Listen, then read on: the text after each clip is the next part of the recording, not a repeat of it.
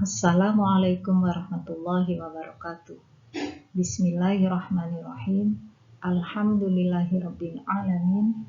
Assalatu wassalamu ala asrofil anbiya'i wal mursalin Sayyidina Muhammadi wa ala alihi wa sahbihi ajma'in. Raditu billahi rabba wa bil islami dina wa bi Muhammadin nabiyya wa rasula. Rabbi zidna ilma warzuqna fahma wahdina shiratal mustaqima. Rabbi israh li sadri wa yassir li amri wahlul 'uqdatam min lisani yafqahu qawli. Amin ya rabbal alamin.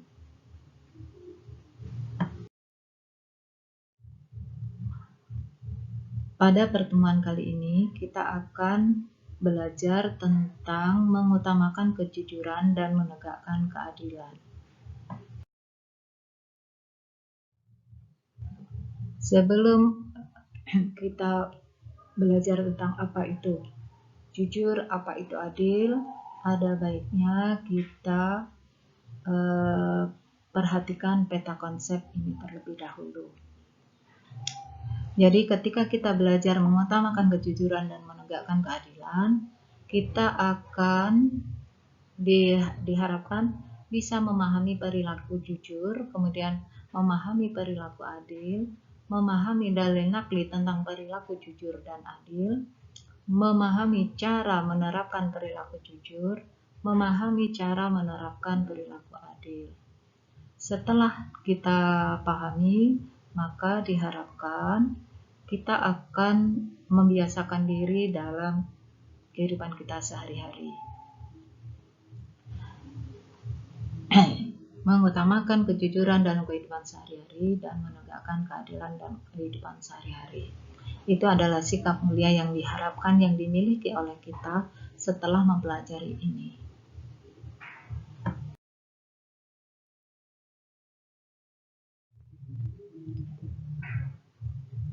Yang pertama yaitu kejujuran atau sikap jujur. Jujur adalah mengatakan yang sebenarnya sesuai dengan kenyataan, tanpa ditambahi atau dikurangi dengan maksud untuk kepentingan dirinya sendiri. Sikap jujur meliputi jujur dalam perkataan, sikap, dan perbuatan. Perhatikan hadis Rasulullah SAW berikut ini.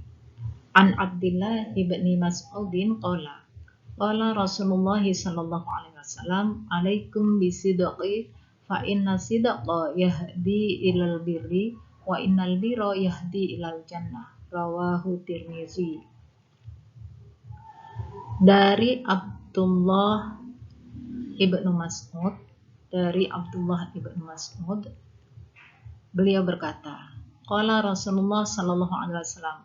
Rasulullah sallallahu alaihi wasallam bersabda, alaikum bisidqi, hendaklah kalian bersikap jujur, fa inna sidqa yahdi ilal birri, karena kejujuran itu akan membawa pada kebaikan. Wa innal birra yahdi ilal jannah, sedangkan kebaikan akan membawa kepada surga. Jadi di sini jelas bahwa berdasarkan hadis ini disebutkan salah satu yang menyebabkan seseorang bisa masuk ke dalam surga adalah perilaku jujur. Oleh karena itu, marilah mulai sekarang kita belajar untuk berperilaku jujur. Kalian pelajar juga harus berperilaku jujur. Dan mengerjakan soal-soal ujian, tidak harus mencontek, tidak harus meniru jawaban temannya. Tidak harus bekerja sama, tidak harus menyamakan jawaban dengan temannya. Kenapa? Karena kalian harus mengerjakan dengan jujur, kerjakan sendiri. Kalau tidak tahu, silahkan bertanya maksud dari misalkan pertanyaan yang diajukan, tetapi bukan minta jawaban. Jadi seperti itu. Kenapa? Ingat bahwa perilaku jujur dapat membawa kita ke dalam surga. Jadi bisa jadi seseorang itu masuk surga bukan karena dia ahli sedekah, misalkan haji berkali-kali, umroh berkali-kali, misalkan, tetapi karena perilaku jujurnya. Malu terhadap Allah kalau tidak jujur.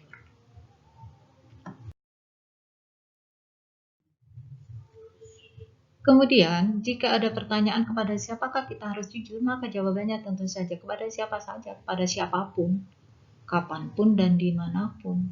Ini harus kita miliki. Jangan karena ada pamrih, misalkan berteman dengan orang yang kaya, kita pura-pura jujur, tapi di belakang misalkan kita curangi dia, ngomongnya seolah-olah benar, apa yang dikatakan selalu benar, padahal itu hanya untuk memenuhi keinginannya sendiri. Jadi perilaku yang seperti itu tidak boleh kita miliki. Kita harus jujur kepada siapapun, kapanpun dan dimanapun. Ini harus kita miliki, sehingga kita semata-mata takut hanya kepada Allah. Kemudian kalau ada pertanyaan, kenapa harus jujur? Tentu saja tidak ada satupun dari kita, dari kalian, yang ingin dicurangi, ingin dibohongi. Pasti kita marah, kita benci kalau dibohongi, dicurangi. Maka sama halnya orang lain, mereka juga tidak suka ketika dibohongi atau dicurangi, sebagaimana halnya kita yang tidak suka, yang benci, marah ketika kita ditipu, dicurangi, dibohongi. Oke. Kemudian banyak sebenarnya hikmah kenapa harus kita jujur. Kita harus jujur banyak sekali agar memperoleh kepercayaan yang jelas, termasuk ibadah kepada Allah. Jadi jujur itu ketika kita menjadikan diri kita orang yang jujur, maka sesungguhnya kita sudah menjalankan salah satu perintah Allah. Ketika kita menjalankan perintah Allah, maka otomatis kita akan diberi pahala olehnya. Kita akan diberi balasan yang baik, cepat atau lambat. Kalau tidak ditunjukkan oleh Allah di dunia, pasti kita punya harapan di akhirat kelak kita akan diberi balasan yang baik. Kemudian kejujuran harus diutamakan dalam setiap pergaulan, baik di rumah, di sekolah, maupun di lingkungan masyarakat. Ya, ini juga harus kalian perhatikan betul. Kalian perhatikan betul bagaimana sikap jujur itu harus kita miliki dalam setiap pergaulan. Jangan karena orang rumah, misalkan orang tua kita di rumah, ayah ibu kita, adik kakak kita, saudara-saudara kita di rumah, kemudian kita bisa seenaknya membohongi mereka. Belajar misalkan izinnya belajar bersama, belajar kelompok, tapi kenyataannya nyampe kemana-mana, ke pasar, kalau di wilayah kita Rambi Puji misalkan, di gazebo daerah Cupung sana, itu namanya bohong, menipu. Jadi kalau memang kalian misalkan besok misalkan sekolah sudah mulai aktif tatap muka, kalau mau kemana-mana misalkan izin terlebih dahulu. Misalkan Bu, Pak, nanti insya Allah sepulang sekolah saya mau ke rumahnya si A, si B, si C. Kira-kira pulangnya jam sekian. Misalkan entah main, entah belajar, yang jelas harus pamit. Sehingga apa? Ketika kalian katakanlah sudah waktunya pulang, belum pulang, orang tua tahu. Kemudian izinnya kemana? Misalkan ke rumahnya si A, si B, si C.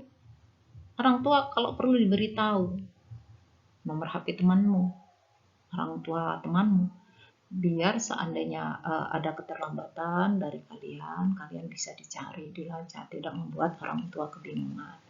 Jadi minimal itu diawali dari perilaku jujur di rumah. Kalau sudah di rumah terbiasa jujur, insya Allah di sekolah juga akan jujur dengan temannya, dengan bapak ibu guru. Kemudian di lingkungan masyarakat juga kalian akan jujur. Bukankah Rasulullah SAW, panutan hidup kita, Nabi kita, mendapat gelar Al-Amin? Apa artinya Al-Amin? Dapat dipercaya. Sehingga kita orang Islam berusaha sebanyak mungkin, semaksimal mungkin untuk dapat dipercaya. Bagaimana kepercayaan itu dapat kita peroleh? Salah satunya dengan perilaku jujur, ya, baik dalam ucapan maupun sikap, perbuatan.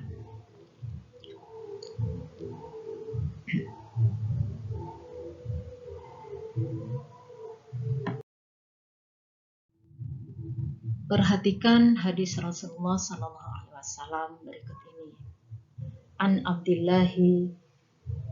Abdillahi bin Mas'udin qala Rasulullah SAW bisidqi fa inna sidqa yahdi ilal birri wa innal birra yahdi ilal jannah, rawahu at-Tirmidzi. Oke. Mohon maaf, ini sebenarnya sudah ada di depan, tetapi tidak masalah karena ini kembali mengingatkan kita bahwa hendaklah kalian bersikap jujur. Rasulullah bersabda, hendaklah kalian bersikap jujur. Kenapa harus jujur? Karena kejujuran itu membawa pada kebaikan. Kalau sudah baik, insya Allah ini akan membawa kepada surganya Allah. Jadi kebaikan. Orang yang jujur pasti baik. Kalau sudah baik, insya Allah akan diterima oleh Allah ke dalam surganya. Semoga kita termasuk orang-orang yang akan diterima oleh Allah ke dalam surganya. Amin ya rabbal alamin. Kemudian yang kedua, sikap adil. Apa yang dimaksud dengan adil? Adil yaitu memberikan hak kepada orang yang berhak menerimanya. Memberikan hak kepada orang yang berhak menerimanya. Meletakkan segala urusan pada tempatnya. Jadi adil itu memberikan hak kepada orang yang berhak menerimanya. Ketika seseorang misalkan dia punya wewenang, punya hak memberi, misalkan seorang kepala desa, katakanlah seperti itu, atau aparat desa, oleh pemerintah diberi wewenang untuk mencari rakyatnya, warganya yang kurang mampu, akan diberi bantuan. Tetapi kenyataannya misalkan justru oleh aparat ini tidak diberikan kepada warganya yang tidak mampu, salah sasaran.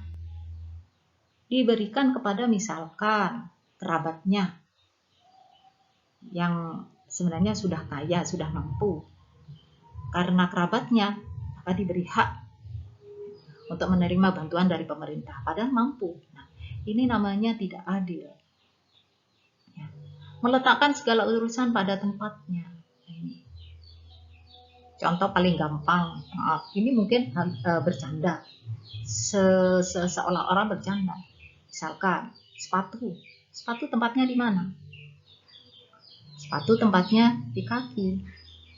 Kopiah, peci, topi tempatnya di mana? Di kepala. Jangan dibalik. Sepatu taruh di kepala, peci, topi, songkok taruh di kaki. Nah, ini zalim menurut bahasa, tetapi menurut istilah tentu saja tidak demikian. Jadi lebih luas lagi ketika menurut istilah. Tetapi kalau menurut bahasa, contoh paling mudah itu tadi, sepatu taruh di atas kepala, sementara kopiah, topi taruh di kaki. Zalim. Nah.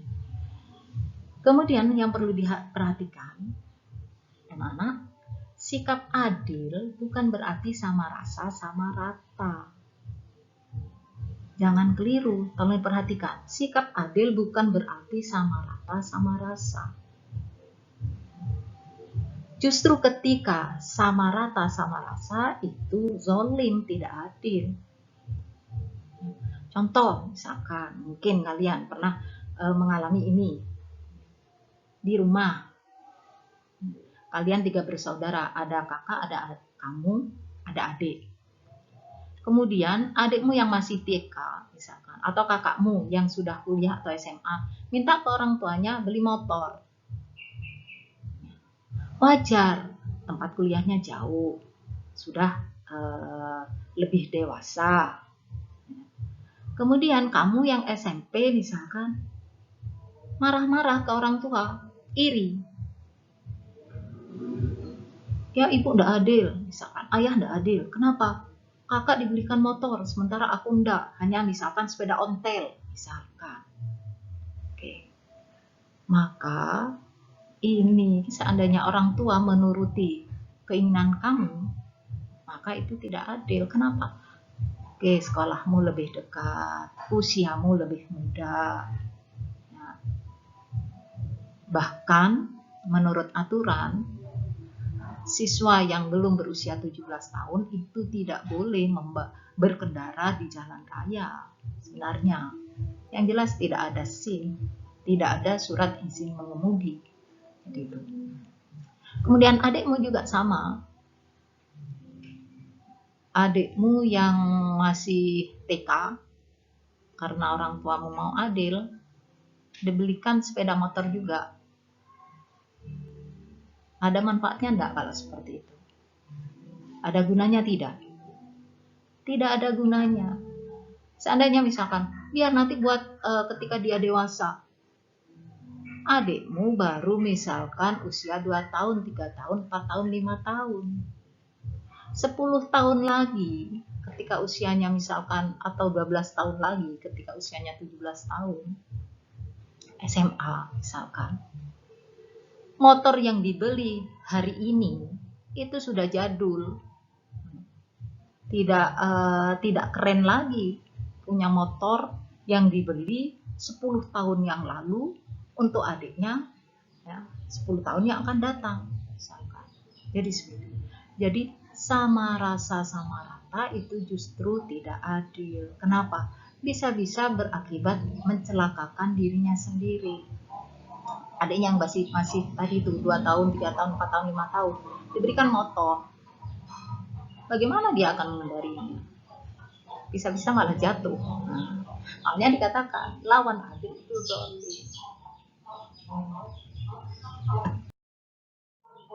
Kemudian perhatikan firman Allah dalam surat Al-Maidah ayat 8. A'udzubillahi minasyaitonirrajim. Bismillahirrahmanirrahim. Ya ayyuhallazina amanu kunu qawwamina lillahi syada'idil qist. Wa la yajrimannakum sana'ana qaumin ala alla ta'dilu. I'dilu huwa aqrabu littaqwa wattaqullah innallaha khabirum bima ta'malun. Ya ayyuhallazina amanu, hai orang-orang yang beriman, kunu qawwamina lillahi syuhada'i bil qist. Hendaklah kamu jadi orang-orang yang selalu menegakkan kebenaran karena Allah. Wala yajrimannakum sana'a nuqaumin ala alla ta'dilu. Jangan menjadi saksi, kemudian menjadi saksi dengan adil. Menjadi saksi dengan adil. Wala yajrimannakum, dan janganlah sekali-sekali sana'anu qaumin, kebencianmu terhadap suatu kaum, alla ta'dilu, mendorong kamu untuk berlaku tidak adil. I'dilu, berlaku adillah, huwa aqrabu littaqwa, karena adil itu lebih dekat kepada takwa. Wattaqullah, dan bertakwalah kepada Allah. Innallaha khabirum bima ta'malun. Innallaha khabirum bima ta'malun. Sungguh Allah Maha mengetahui terhadap apa yang kamu kerjakan. Jadi di sini sudah jelas. Berarti ya ayyuhallazina amanu, hai orang-orang yang beriman, i'dilu, bersikap adillah. Maka adil itu sebagai tanda-tanda, salah satu tanda bahwa dia orang yang beriman, termasuk tanda orang yang beriman.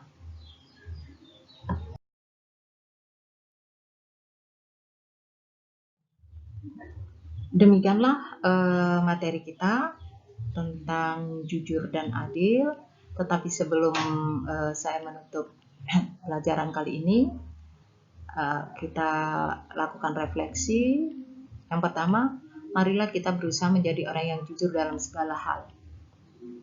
Kemudian, Diawali dengan keinginan diri untuk selalu jujur baik di dalam ucapan dan perbuatan, baik di rumah, di sekolah maupun di lingkungan masyarakat. Kemudian saya ada tugas untuk kalian, yaitu menghafalkan surat Al-Maidah dengan terjemahannya. Menghafalkan surat Al-Maidah dengan terjemahannya. Demikianlah, semoga Allah selalu memberi petunjuk kebaikan kepada kita semua. Ihdinas shiratal mustaqim. Alhamdulillahirabbil alamin. Assalamualaikum warahmatullahi wabarakatuh.